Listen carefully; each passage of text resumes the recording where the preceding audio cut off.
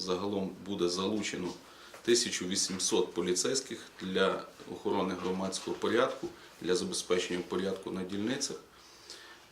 Вчора до нас приїхали колеги з Києва, з центрального апарату, 107 чоловік.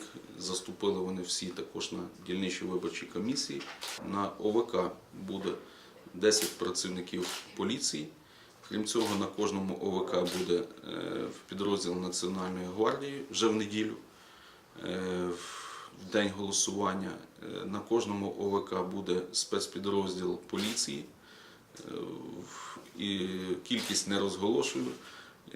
Вибухотехнічна група, яка зможе відреагувати на будь-які повідомлення про замінування або виявлення небезпечних предметів.